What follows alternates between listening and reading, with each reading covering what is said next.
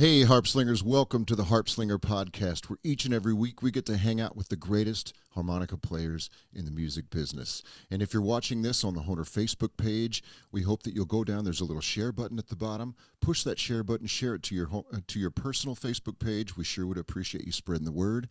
And if you're not already watching this sometimes on the Harpslinger YouTube channel, I encourage you to go over there to the YouTube channel, check out all of the different videos we have from the past almost 15 weeks.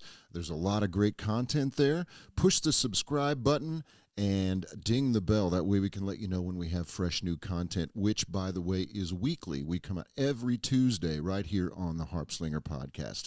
All right, everybody, without much further ado, let's get to it. Let's do this. All right.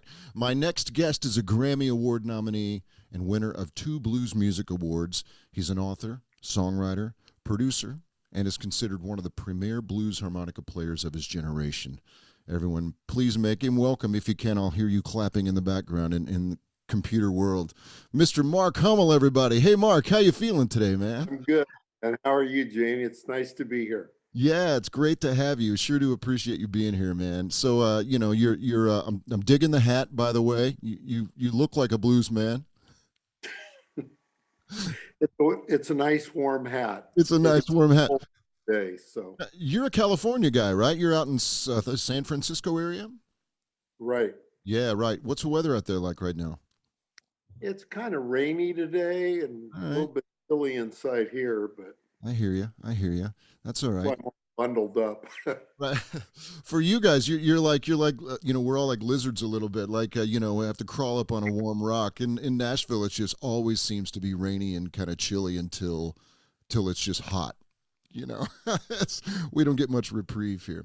Anyway, I'm jealous of you being in California, even though it's a little chilly for you. So hey, man, welcome to the Harpslinger podcast. Sure am just honored to have you here. When I got a text from you that you might be interested in being on the show, I about fell out of my chair, and I'm so proud and honored that you're here, man. So thank you. Well, thank you, Jamie. Thanks for having me. Absolutely, absolutely. Well, it is the Harpslinger podcast. We have to have true harpslingers on this show every week, and you are definitely that. I mean, you started playing harmonica way back, right? You're way back in the 70s, not so way back. That's not so way back. But in the 70s you started playing harmonica. Is that about right? I started in 1970. 1970. All right. And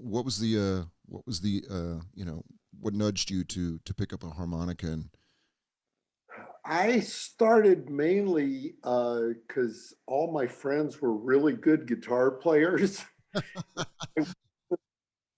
And also, they all kind of fooled around with the harmonica, but none of them got real serious. And so it kind of led me to become real serious on the harmonica and not on the guitar. right, exactly. There were a lot of good ones out of my high school. I don't know if you're familiar with, there's a band called the Delgado Brothers. Yeah, rings a bell, sort of. Yeah. Yeah, Okay. we're on High Tone Records. Okay. Still, Uh-huh. they were from there. A guy named Bob Robles was from there. Another guy named Mike Albert. Quite a few really good guitar players. And then the guy that taught me harmonica was a guy named Mark Dawson, Okay. who played for about 20 years with Hoyt Axton. Oh, wow. Yeah, sure. Yeah, he was in his band forever, and so he was kind of one of the local heroes. A couple of years older than me. He was kind of one of the local heroes in high school, and so he gave me some pointers right out the gate, and put me on the path in a way. He showed me about bending and Uh-huh. how to get vibrato and do a head shake, and Yeah, just sure. the really important starts for me. Uh-huh. Absolutely. Absolutely. So you were a blues guy from the beginning. You wanted to be a blues man, blues player. I was really at the very beginning. I was blues, but I kind of got into the blues through the rock blues. Like, I mean, a lot of people do now, but back then it was kind of like, you had the psychedelic bands. You had, Big Brother and the Holding Company were one of the first bands that really caught my ear. And then bands like Blue Cheer, believe it or not, and Yeah. Jimi Hendrix and Cream and pretty much anything that had harmonica. Once I got into the harmonica, anything with harmonica really caught my ear. Yeah. Uh, I'd have to say, Mark Dawson turning me on a harmonica. He lent me the first Paul Butterfield album and the second James Cotton record, Right. and that really just. And then I also had a Sonny Terry and Brownie McGee album that somebody lent me, and so they were the first guys I heard. And then I went and heard James Cotton. Then I heard Charlie Musselwhite. Then I heard Charlie. No. Then I heard actually the first guy I heard. Now that I think about it, was Buddy and Junior. I heard both of them. Uh-huh. But Junior did not blow a lot of harmonica. That was 1968, the very first concert I ever went to. Yeah. But I don't recall Junior blowing much harmonica. He kind of did more of a James Brown shtick. he First was time. a showman for sure. Yeah. Yeah. Yeah. And a cool singer. He had Great. I loved his harp playing though. great harp player. You're right. And I have noticed that he seems to want to sing as much or more than he did play harmonica. But man, when he did play, it was like, wow. All Yeah. those Chicago guys, unbelievable. So were you getting to see any of these guys live? I mean, I know you're from New Those Haven, were all the Connecticut. people. They were all the ones that I saw live. I mean, the first one was Buddy and Junior. The second one was Brownie and Sonny. The third one was James Cotton, and the fourth one was Musselwhite. And the last three I saw at a club in LA called the Ash Grove, because that's where I grew up. Okay. And so when I saw them at the Ash Grove, that was really the only hang I knew about in LA that really had a steady diet of touring blues artists coming in. Mm-hmm. Right on, right on. Well, so you're originally from New Haven, Connecticut, but in your childhood you moved to Yeah, we moved when I was 6 months old. My Oh, parents moved to. okay, all right. And then at some point you decided you were going to go to Berkeley. Now, which Berkeley are we talking about? The one in California or the one in? Yeah, and I moved here from LA on my own. I was about 17, I think, the first time I hitchhiked up the coast to Berkeley. I'd hitchhiked a few times before that to like Santa Cruz, but Yeah. the furthest I got on that trip was up to Berkeley and San Francisco. And yeah, I liked the Bay Area much more than Los Angeles at the time because it was much more blues friendly. You had the Fillmores, and you had the Fillmore and the Avalon and Winterland and places like that were presenting blues on a real regular basis. Mm-hmm. And so people up here were just more aware of blues than they were in LA. LA, it was very underground. Like I say, really small venues. Right. The biggest venue I can think of that had blues back in LA was like maybe the Whiskey A Go-Go, and that's pretty small compared to the Fillmore or something. Yeah, for sure. Absolutely. Did you ever run into Rick Estrin when you were up in the Bay Area?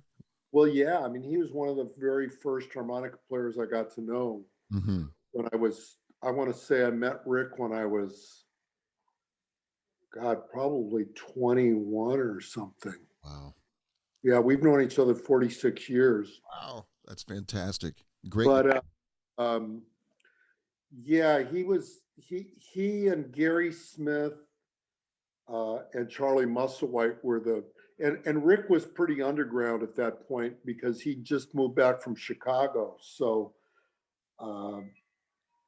I'd say Gary and Musselwhite were the guys that were really playing a lot back then. Right. It was very underground, though. I'd say there's a lot more harmonica players now than there were back then. Really? Okay. Yeah. Shocked. All right. It was very underground. I mean, even in LA, when I first got into this, I saw people like Piazza or I think I ran into Al Blake from the Hollywood Fats Band at a record store one time up in Pasadena. you know, I mean, it was just so rare to run into people that actually were into this music. Yeah, yeah. And so and then I mean now we have the internet, so if you know if you want to be a harmonica player, you can go to any number of YouTube channels where they're teaching you how to do the things you mentioned, how to bend, how to do the warble, how to, you know, how to do all of those things to get yourself started. But then it was like, man, you really had to be like, you know, you're this the needle on the record, right? It's back and No forth. one showed you anything back then. Yeah, you know, I've spoken to some other guys who were like, yeah, you know, lessons back then. You might ask a guy, hey, you teach me lessons? Sure, I'll teach you lessons. They'll play and then go, okay, now you do that. Yeah, I remember back when, that's why I say Mark Dawson was so instrumental in getting me started is I went to him and I said, you know, could you show me how to play some harmonica? And he goes, oh yeah, just bring over a 6-pack. I'll show you whatever you want. Nobody did that back then. Right, right. And I mean, when I met Rick, I remember Rick showed me stuff right out the gate. You know, he showed me some very important stuff about how you kind of slur the notes together when you play blues. Uh-huh. And that was huge because up until then I was kind of playing very clean. Hmm. And, you know, so that made a big difference. You know, but yeah, I mean, a lot of people just, you know, people like James Cotton, you know, I mean, I met him the first time I saw him, and yeah, I didn't even ask him to show me stuff. Yeah. I mean, I just talked to him, and Uh-huh. he was so nice to me. You know, I mean, that's kind of the amazing thing about the blues world is that people were they're much more down to earth to me than the rock stars. Hmm. You know, I never even really liked going to rock concerts. I really enjoyed going to blues clubs and going to small clubs. I didn't I you know, I got tired of going to big, you know, festivals pretty quickly. Hmm. Yeah, guys, I hear you. It's been That's really what attracted me blues in general was the openness that all the people that I met had. And I mean, you know, I've been really fortunate in my career because I've gotten to meet and hang out with almost everybody. yeah. And there's very few that, you know, I had a negative encounter with. Right. Very right on. That's great. That's killer. Almost everybody, you know. Yeah. Right on. So, all right. So by the mid '80s, you're out on the road. You're fronting your own band, the Blues Survivors. Yeah, and Yeah. you're Prior to that, though, in the 70s, I had a long time where because I moved up here in about 73, 74, and pretty much until I hit the road, I was playing in clubs. And originally it was I was playing, you know, with the older black guys Mhm. that were playing in blues bars. So I was playing with the first 4 years of the band that was called the Blues Survivors. It was with a guy named Johnny Waters, Okay. Mississippi Johnny Waters, Uh-huh. and a guy named Sonny Lane. And these guys were both, you know, older black guys who were about 20 years older than me. And they kind of hit me to, you know, the blues and where it came from and who they listened to. And I mean, I was already into all the people they were listening to, but it was like that was the simpatico that we had was because we loved this music so much and we loved the same people, Yeah. you know, Mike Waters and Jimmy Rogers and Little Walter and Sonny Boy Williamson. Right. Uh, they were the first older black guys I met that were really into all those musicians because the other guys I'd played with before that were guys that were about 20 years older than me as well, and they were mostly African Americans that were from the South or Texas, you know, Mhm. places like that. But they weren't Chicago blues nuts Right. like me, and Johnny, and Sonny Lane were. Okay. Right on. What was their thing? Were they listening to more like Sonny Terry or more of a country Oh, blues? they weren't really as harmonic oriented. So I mean, the first people that I played with were, a guy named Cool Papa. There was a guy named Boogie Jake who was Little Walter's cousin, or yeah, cousin or nephew, something like that. I think he was his cousin, Okay. and he was into Little Walter's music, and he did some Little Walter music, but he was more kind of a swamp blues guy, Okay. or like Lightning Slim, that kind of style player. But the harmonica fit with him. A guy named Sonny Rhodes that's still alive. Okay. He's another one. A guy named J.J. Malone and Troyce Key that were from Louisiana and Alabama. Right. So I mean, I know all the kind of local guys that were playing in the area, Okay.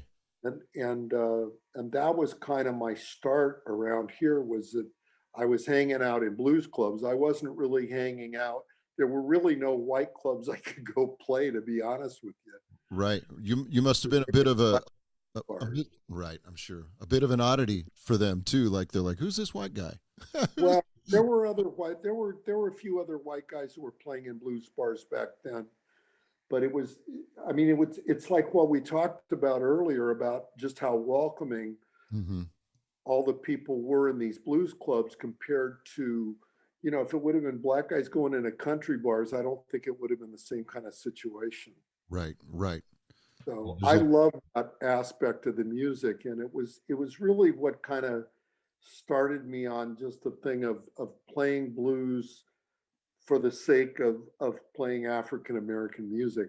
I just, even though I'm not black, it was like that was the music I loved Mhm. and still do.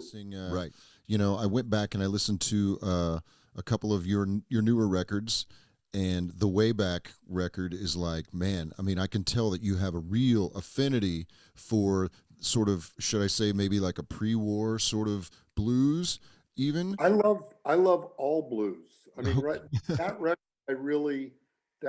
I really focused on the pre-war Bluebird label, stuff, which was RCA Victor. I focused on that, which is kind of the guys that really influenced the Muddy Waters and Little Walters Right. and Jimmy Rogers of the era, John Lee Hookers.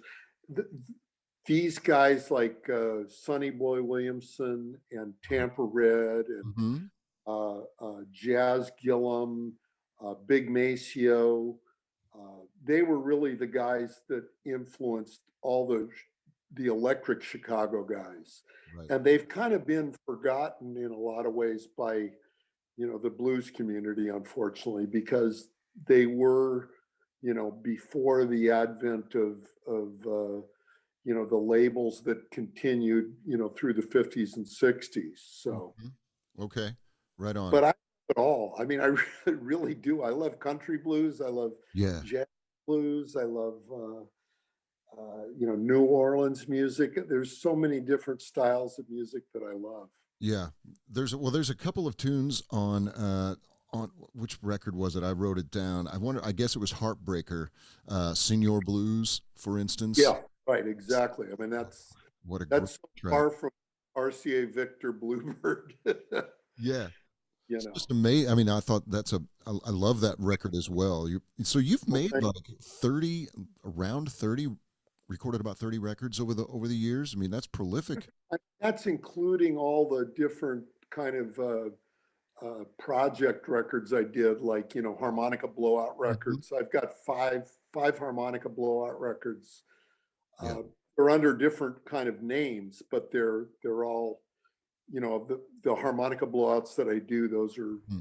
the five that are live versions of that. I love those records in particular because they feature so many great, I mean, as you said, you've hung out with all the great guys, pretty much all the people that you wanted to hang out with and play with. You've been Yeah, you've been able to do that, and what a great sort of catalyst with this harmonica blowout. I mean, wow, what a great thing! I read the list of people that have been there. Everyone from Huey Lewis, and the from Huey Lewis and the News to James Cotton to Musselwhite, Carrie Bell. The list yeah. goes on and on and on. New guys, Jason Ricci, all of these cats.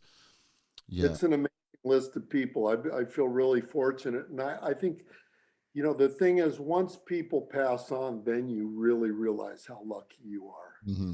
Mm-hmm. because I mean, so many guys that were on those shows are no longer here. Right. Like James Cotton and Carrie Bell and Snooky Pryor and Yeah. Paul DeLay and Right. Gary Primich, and so many cats, Johnny Dyer, that just aren't here anymore. And it's kind of like, you know, just to be able to say that I worked with all these guys, or, you know, I mean, even guitar players like Lowell Folsom or Luther Tucker, or Mm-hmm. Jimmy Rogers, Eddie Taylor, all those guys. I mean, those are really my heroes as well. And I got to, you know, do stuff with all those guys. So I feel very lucky because my generation, I mean, the thing about my generation and all the other guys, you know, Rick and Kim Wilson and Rod Piazza and you know, so many cats that, you know, Steve Geiger, that we were able to play with all these guys. And the generations younger than us won't have that opportunity. Right. And something gets lost when you aren't able to work with the guys, you know, from that early generation of blues. Absolutely. That's why these records you're making are so important. You know, that's really it's an important thing. So I'm glad you're doing that. It's, you know, there's a record that a lot of people talk about. One of my favorite records called Harp Attack. I'm sure you're familiar with that record. Oh, yeah, Yeah. of course. Yeah. You know, it's sort of a summit of these blues harp players. Well, that's exactly, yours is like the same thing, only on it's even big, you know, even more player. It's just unbelievable. I had everybody that was on that record except for Junior. He's the only guy that didn't play on my Blowouts. Okay, right on. It's amazing. Yeah. The rest of them Fascinating have. thing. Is this is this only held on the West Coast? Do you ever take it? No. I've done it all over the world. Okay, all right. You know, but it's been mainly in the main shows have been on the West Coast, and I have done the Blowouts up and down the East Coast and the Midwest. I want to say over the last, say, 15 years, Mm-hmm. but they were never quite as solid in those areas as they were on the West Coast. I think mainly because I've been doing them this is 30 years that I've been doing them on the West Coast. Amazing. In the Midwest and the East Coast, it's been less so because I didn't have, you know, I don't know what it is exactly, but for some reason, I think the longer you do something, the more you kind of build up this reputation of it being something that people want to be a part of. And for some reason in those other areas, it doesn't seem like it's built up as much as it is out here. Mm-hmm. So, I mean, we'd play New York and we'd get a good turnout, but it wouldn't be the turnouts we're getting on the West Coast. I can get, put it this way, I can get somewhere between, you know, 500 to 800 people a night. Mm-hmm. You know, and I'd be lucky to get half that on the East Coast. Right. New York's tough anyway, right? New York was really tough. I played BB King's with the Blowouts, I want to say probably for about 6 to 8 years, Mm-hmm. but we never got it off the ground the way we did out here. Yeah. Yeah, I don't know what that is about New York. You know, I lived there for a decade, and I have all of my best friends are in New York, and they've all at one time or another come out to see my shows in New York when I'm traveling through. But even still, it's hard to get them out. Yeah, it's just hard to get. I don't know what the deal is. I think it's kind of a sense of being jaded. You know. Yeah, it's the New York jaded. We've seen it all. Yeah. I mean, the other place I really have that problem with, unfortunately, is Southern California that's been a really tough market as well, mm-hmm. because of the same reason. Yeah. You know, mm-hmm. we can go watch, you know, Billy Joel. We can go see Madonna. You know, why do we want to go see a bunch of old blues guys? Yeah. Oh well, if they only knew. If they only knew. You know, so I mean, if I have Huey on a show, they'll come out. But Huey doesn't want to work that market with us because he wants to bring his own band in. Sure. Yeah. You know. Mm-hmm. So that's sort of the situation that I get in with that. But you know, I mean, I've had a bunch of shows down there as well. It's been like not easy to make it go down in Southern California. I noticed also that you're also, I mentioned in the introduction that you're a producer as well. So I know you've been producing these records, and you have a real knack of surrounding yourself with really great players. I mean, these records sound the players on these records are fantastic. Yeah, You know, Kid you recorded the last one at Kid Anderson's? I've done everything at Kids since 2007. Yeah, and he's fantastic too. Yeah, Kid is amazing, and actually, yeah, I got a new project I'm going to start working on this next Tuesday that Kid's going to master for me. And again, this kind of harks back to what I was talking about with some of the older guys that I started with. I'm kind of doing Bob Corritor kind of talked me into this, of doing a retrospective of a lot of the guys from the East Bay blues scene Okay. that I started with, Okay. of their 45s and just kind of rare cuts of these guys. And so I'm gonna go to Kids, and he's gonna help me master and kind of get these things more in sound wise, because the 70s were kind of a funny era because the basses were really loud on the records. Yeah. Yeah. We got to tone down the bass a little from some of these records, but yeah, I mean, people like Cool Papa and Mississippi Johnny Waters that I started with, and Sonny Rhodes and J.J. Malone and Brownie McGee, who I worked with, Right, right on. Robert Kelton, all kinds of different people that I've got on these records. Paris Slim, Uh-huh. Ron, and a lot of guys. That's incredible. That's incredible. So are you still planning on getting back out on the road to support this new record? I mean, I know You know, but don't know. I don't know when it's going to be safe to really go out yet. So, I mean, right now I'm looking at maybe fall. If we're lucky, if things turn around in fall, do some stuff in the fall, that'd be great. But I'm kind of not holding out till January next year Mhm. if that's what it takes. I mean, I'd rather be safe. I'm 65, so it's kind of like, Yeah, and sure. I've had some health things from 4 years ago, so Okay. I just need to watch it. Yeah, yeah, absolutely, absolutely. So, let's talk about your touring for a minute. Pre-COVID, it's fitting, I think, that the name of your band is called the Blues Survivors because you're a road dog, man. Yeah, You're like the true 35 years. Yeah, 36 years. unbelievable, like 130 to 150 dates a year. Uh, for those folks that have never done 130 to 150 dates a year, they should read your book, first of all. Yeah, Yeah, yeah. So, I mean, that's a lot. And so you're writing a lot.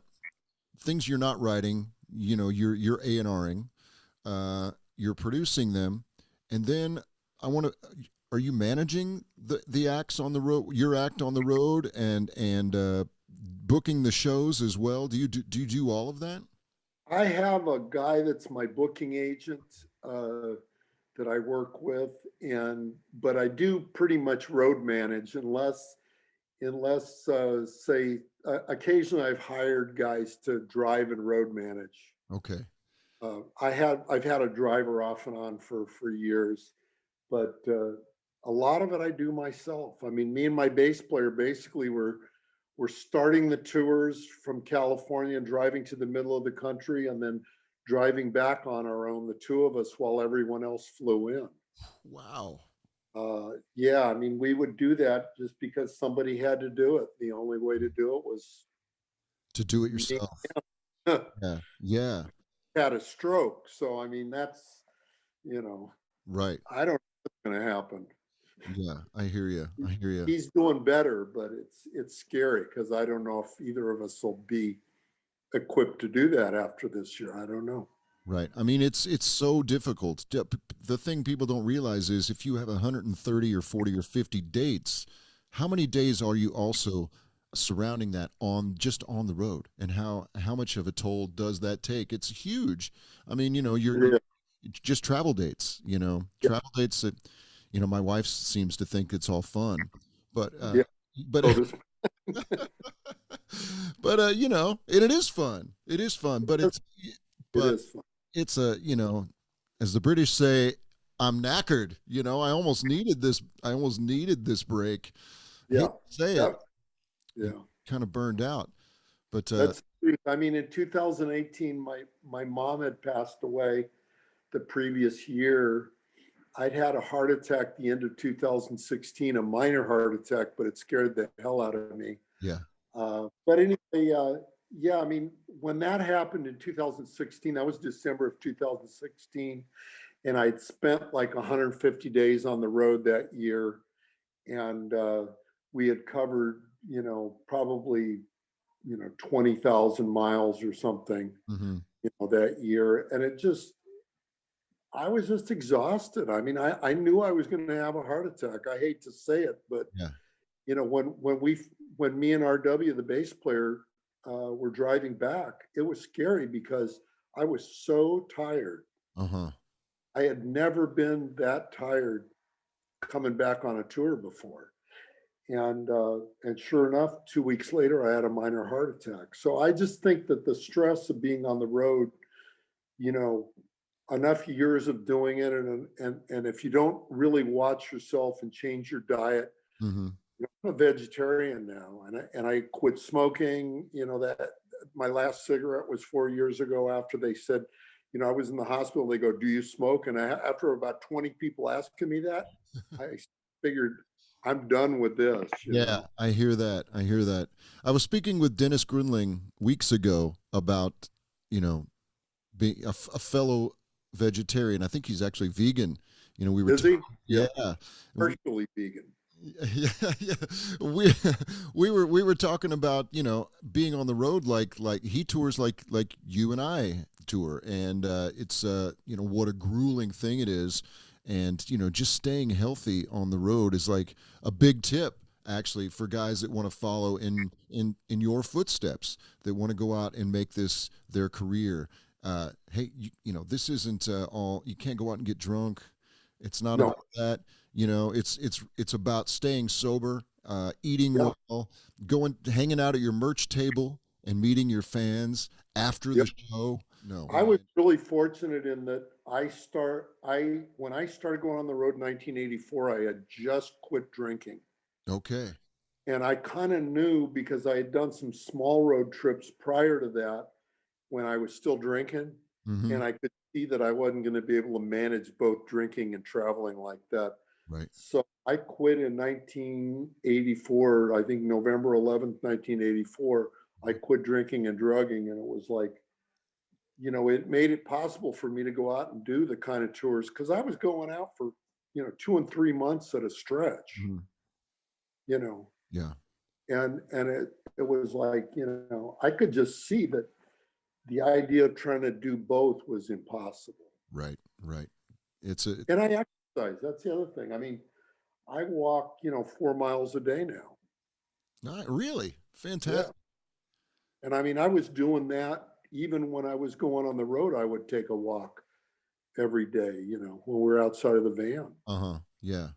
When we my band toured in Europe a great deal, and I want to talk about your experiences in Europe as well. But those are great places to, you're in a new place. I mean, really beautiful places. These strange European towns that you've never been to before. That's where I get out and get a lot of exercise because I want to get out, and the whole band's out there looking around and Right. taking advantage of that couple of hours you have after sound check. That's right. Yeah. Yeah. So tell me about your experiences overseas with your band. Well, I mean, I've been going to Europe since 1986. I think that was the very first year. I think it was within the first year of going on the road in the States. I went over to Europe and did a tour of Finland in 1986. And then 1987, we came back and did, I think it was Finland and Norway and Holland. And then, right after that, I started going to Italy, Hmm. um, Spain, Wow. all pretty much almost all the European countries except for Eastern Bloc countries. I've only been to, I think, Czechoslovakia and Poland. Okay. Yeah. But the other countries I've been to quite a few times. Uh, I mean, I haven't been to Australia, and I haven't been to Japan. Right. I've been to Hong Kong. All right. But yeah, Russia was the first time 2 years ago or a year and a half ago. I went to Russia, and that was a trip. Yeah, tell me about that. I've never been to Russia. It was awesome. There's a guy I know, a guitar player over there, and he was bringing over American artists um, the last 3 years or so, and so I played with his group, and they did a decent job, but the people were wonderful there. Yeah. It was great audiences. It was all young people too. It blew my mind. Wow, that's incredible. Yeah. Yeah, incredible. I find that the European audiences in general are really incredible. You know, we've had nothing but wonderful experiences over there. Yeah, They love yeah, American music. They listen. A lot of them are audiophiles. They know what the music, they know about the music that you're playing. Yeah, yeah, yeah. Brazil's the other place. I've gone to Brazil a couple times, and that was incredible. I'm sure. I'm So sure. very harmonica, Yeah. friendly. They love harmonica in Brazil, and there's a lot of great players. Yes, absolutely. A lot of players now, like that are happening that are like I see them on Yeah, Instagram and on YouTube, and it's like, oh my yeah, goodness, really incredible. it's a So pretty. tell me a little bit about. I want to talk about you have two books, right? No, just one. Just one. Okay, okay. So the title was mixed. 12 bars on I-80. Yeah, yeah. Called Big Road Blues. Big Road Blues, and I wrote down this actual quote from Huey Lewis, and I'd like I want to read it because I'm a big Huey Lewis fan, but I just thought this was a great like sort of introduction to I have to order this book. This book ought to be required reading for any aspiring blues musician. I loved it. Huey Lewis. Do you know Huey? You must know. You're from the. Yeah, yeah. Oh, He's done. I think he's done three blowout shows. really? Okay. Back in 2003, and then again in 2005. And then I've just stayed in touch with him. I mean, I haven't really talked to him much since The he's ear. had this whole Meniere's disease thing. So I've really just kind of texted with him since that happened. But yeah, he's a really great guy, and he's a real music nut. I mean, that's what I love about Huey is I was blown away when he agreed to even do some shows. He's a fantastic harmonica player. Yeah, he's good. He's really good, and he's a great singer and just an amazing performer. I mean, the really cool thing about Huey is he was very free with good advice about, he was the one that kind of told me how to introduce people Oh, on really? stage. Yeah, because I would go, how about it, ladies and gentlemen, for Gary Smith? He goes, man, you gotta scream that stuff at people. You know, great advice. It was Yeah. like, I mean, he really just little things like that are priceless. I mean, or Brownie McGee told me a great one where he goes, don't tell people whose song it is. You're the one singing it.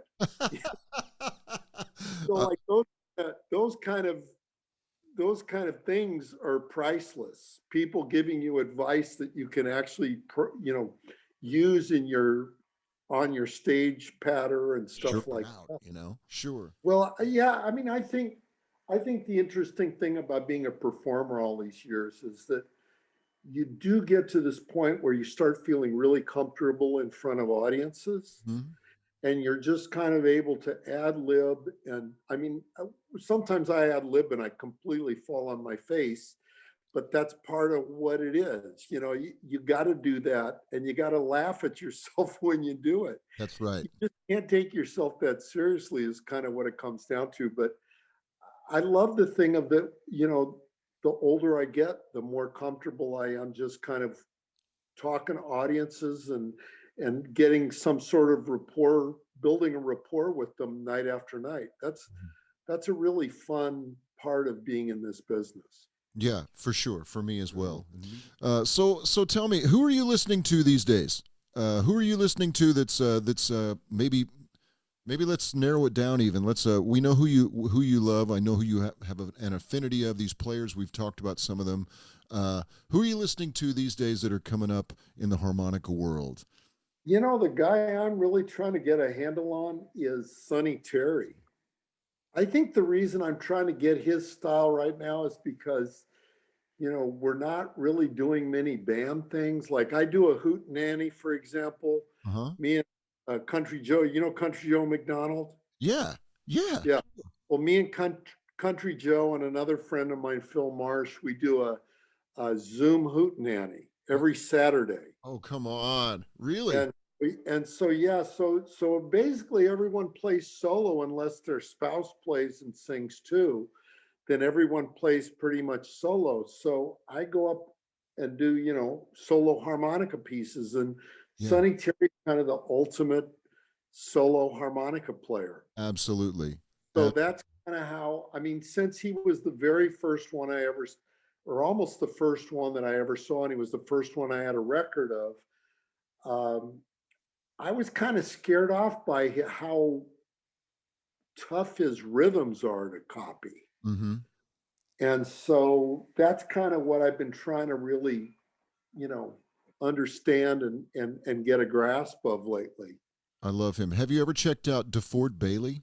Oh yeah, and I've learned some DeFord stuff as well. But in a way, believe it or not, DeFord is almost easier sounding to me than Sonny. And DeFord's tough. He's way Oh, tough. But Sonny was like he was almost like the country blues. The way Little Walter improvised, mhm. Sonny improvised equally to that same extent in terms of the complexities of his rhythms Right. are so astounding. It's amazing to think about what geniuses these guys were, because when they were coming up, there was really no one to base what they're doing off of necessarily. You know what I mean? They were such Jimi Hendrix type guys. They were taking the instrument somewhere new. That who are they basing Well, that off of? And it's Sonny was really getting stuff from DeFord, believe it or not. okay, all right. I mean, he did a few of the songs that DeFord did, like John Henry and Mm-hmm. there's another one that he does that's that's definitely one of DeFord's pieces. One of the Fox Was chases. kind of doing them. He did them, but he did them kind of his own way. But you can hear the influence of DeFord in his playing. The other guy he was really into was a guy named Noah Lewis from Memphis. Okay, I don't know. There was one of the jug band guys. Okay, So he was definitely influenced by certain people, but he was so unique. yeah. Fox Chase, the way he did the Fox Chase, the way he did the railroad trains, Uh huh. uh, the way he did. There's just so many pieces. Lost John, the way he did those is just outrageous. I got to check that out. I don't know that one. I got to check that out. Really outrageous. The Lost John pieces are incredible. Okay. They're all incredible. The way he did hoops and hollers, Uh huh. learning to do that finally. Right, right on. But I mean, but the thing is, I mean, this is just one part of what I do. I want to be able to play as much. The other thing I'm working on now is I'm working on jazz chromatic again Mm-hmm. and trying to get that together. And I was working, me and Magic Dick are really good friends, and we're working all the time together on that. And he was showing me about theory and trying to show me scales, piano scales that I can apply to the harmonica. Uh huh. So I've been working on that as well. So I'm like working on three different chromatic pieces right now. One called The Good Life, Uh huh.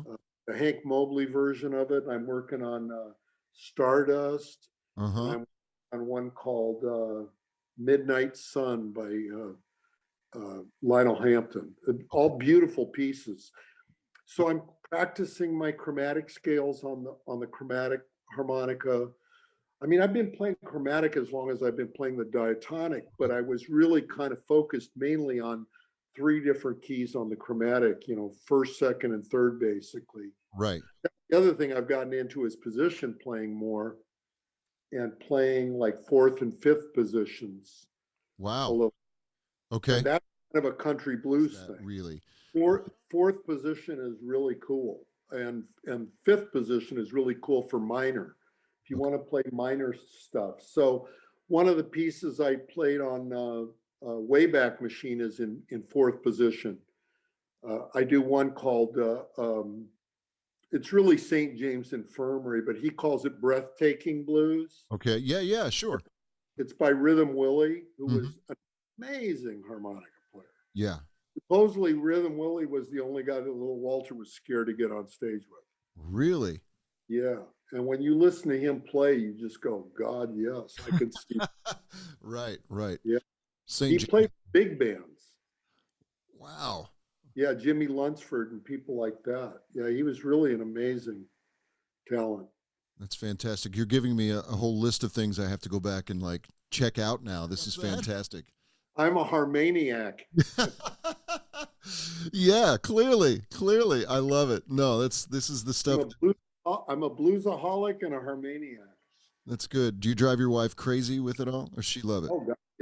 Yeah, mine Yeah. too. Yeah, she's like, go to the other room. He deserves a medal. Oh man. So all right. So let's consider the COVID will be out by fall or the first of next year. What's next for Mark Hummel? Well, like I say, right now my focus is on that putting that one CD out that's kind of a East Bay retrospective of some of the 70s and 80s guys. Okay. That's kind of my focus right at the moment. And then just, I'm practicing all the time. I'm giving lessons all the time. Where can Right people find you if they want for to? students at the moment. So, If people want to take lessons, where can they go to your website? they can go, yeah, to my website and look me up on there. I mean, I also sell my book on the website too. So if they go to Mark Hummel, they can buy the book. They can buy a DVD, instructional DVD that I put out Mm-hmm. a while back. Most of my CDs I still have in stock. So that's the best place to contact me. I've also got 4 Facebook pages of the different projects that I do, because I mean I've got a lot of projects. I mean, one thing that I kind of got into over the last decade was really not just doing one thing all the time. Right. Like playing with the Deep Basement Shakers, for example, that played on Wayback Machine, which is just a trio. They're amazing, by the way. Yeah, really amazing. Or I do duo stuff with Bob Welsh that plays with Elvin Bishop. Me and him do duo stuff. Or me and him and Rusty Zinn, do the Blues Survivors. Right. With June Core, whatever, on drums, or West Star, whoever we use. Yeah. And then me and Anson and Rusty are probably going to start doing some Golden State Lone Star stuff too when we get a chance. That's incredible. So there's just so many great musicians that I like to work with. Billy Flynn and there's a guy on the East Coast I worked with the year before last, Dean Schott, who played guitar on a East Coast tour. So I mean, I'm just playing with whoever I can play with at this point. People that you love to listen to as well. I mean, these are great players. As long as somebody is really a great player, that's my main objective, is to really play with great people. And I've been lucky that I've had such a great rhythm section over the last decade. West Star on drums and R.W. Grigsby on bass. They've been playing together since they were in high school. So they're just like that. They love. Play with guys like that. It's hard not to feel inspired when you're on stage. Absolutely. Yeah, and you are actually very inspiring on stage. Not only are you an incredible player, someone that people are like, wow, this guy can really blow, but you're a great showman. You're a great personality on stage, and I love that. I'm always drawn to those kinds of people who are, up there putting on a show. Yeah, it's not something. I mean, I don't consider myself. I mean, I think I'm a showman in the sense of that I can talk to an audience and I can entertain, but I don't kind of I've actually scaled back from what I used to be. Yeah. 'Cause Okay. I used to jump up on the bar with a wireless and do, back flips and Wow. my legs up and all that and bring the crowd out to the street and all that. And I don't do half of that stuff anymore. But part of it's because I don't want to fall off the bar and break my legs, I hear you. I hear you. I hear you. But yeah, but those elements you're incorporating those things into, and that's another thing that I love about blues, and I feel like that's part of the lineage of blues frontmen. You know that they just have this sort of this swagger, and so charismatic, straight down to their names. You know the name. You know, it's just I love all of that. The showbiz Yeah, of it. It's yeah. fantastic. Yeah. Well, I think the main thing is you want to entertain people and you want to keep people, you want to get people into what you're doing. And I think that's something I feel like I've always had the ability to shut my eyes and get into my playing. Mm-hmm.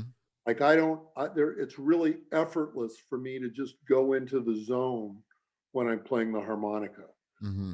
I don't have a block Right. preventing from going to that zone when I blow the harp. And I feel like I've had that since I was 14, that I Mm-hmm. was able to just get into it and make people go, wow, he's really into that instrument. Yeah.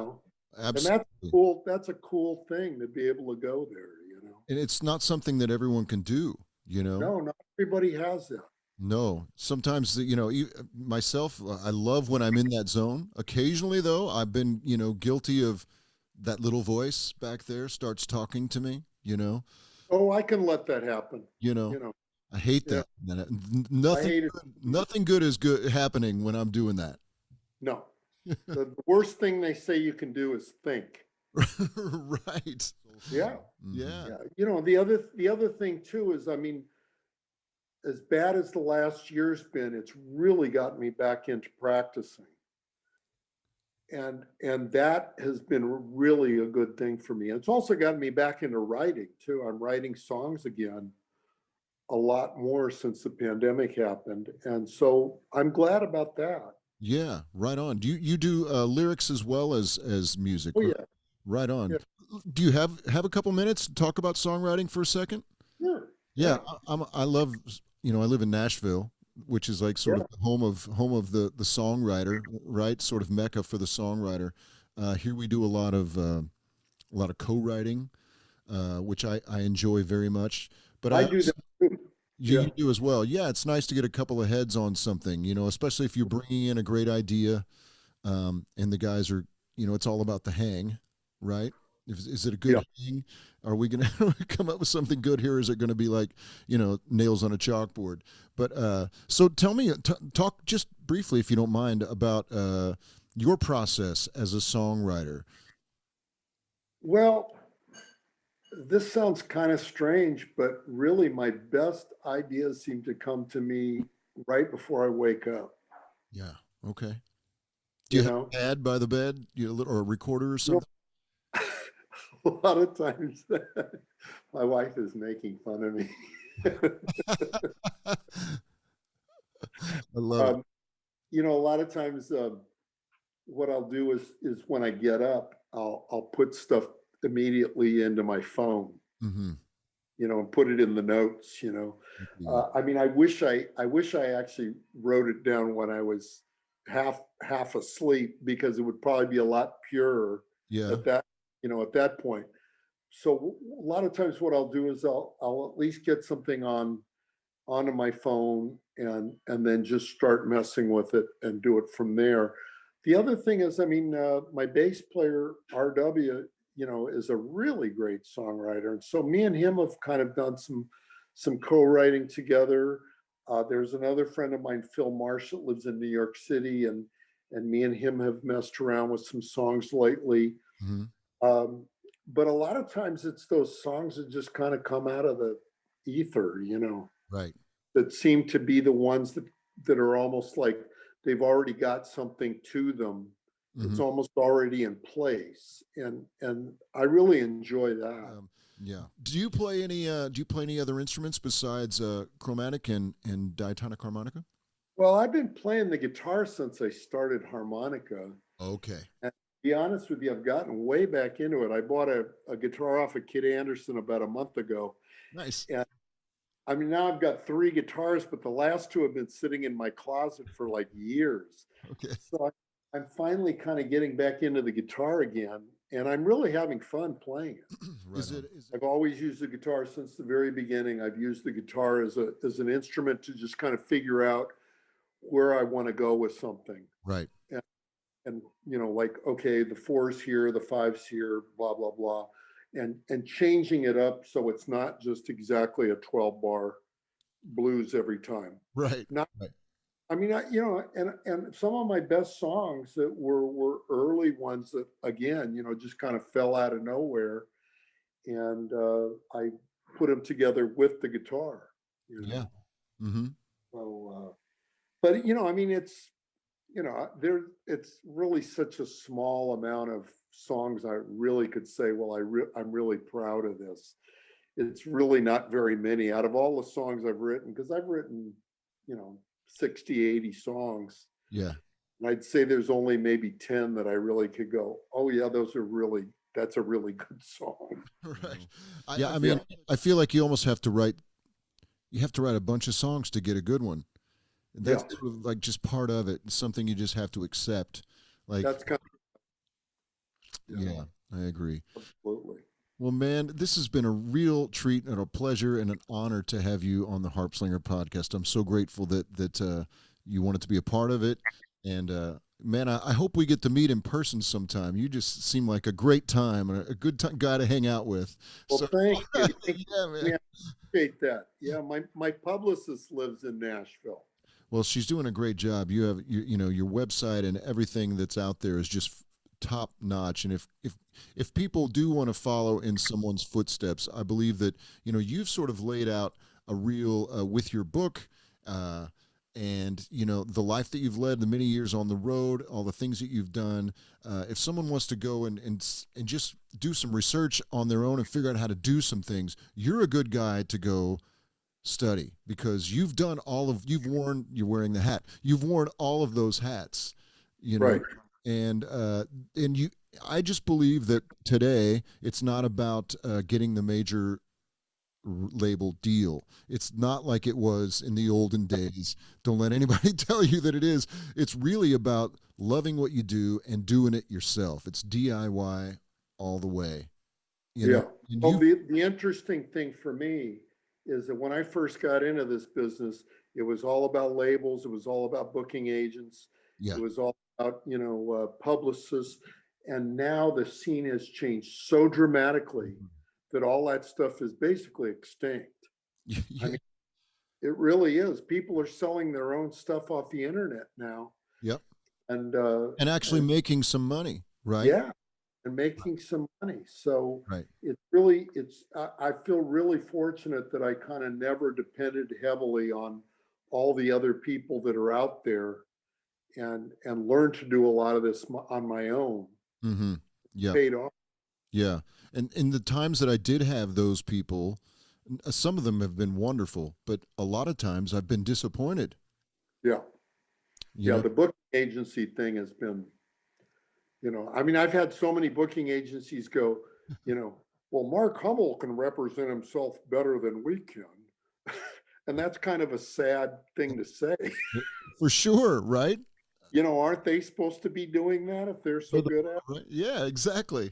Oh man, yeah, it's disheartening to say the least. Yeah.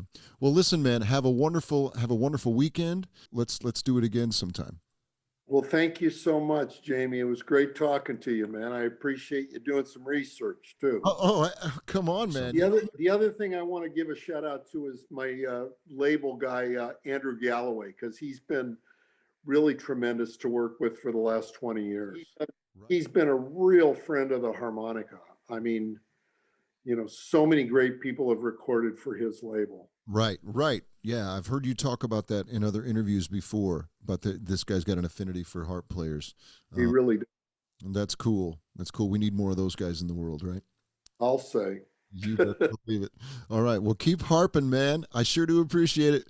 And hopefully I'll get to come out sometime and see you guys do this harmonica blowout. That would be a I dream. hope you can. Yeah, Yeah, come we'll on, check that out. try to happen in Nashville next time. Yeah, that'd be cool. If you need Hey any there. help, if you ever need a hand with that, let me know. I'd be glad to, Okay.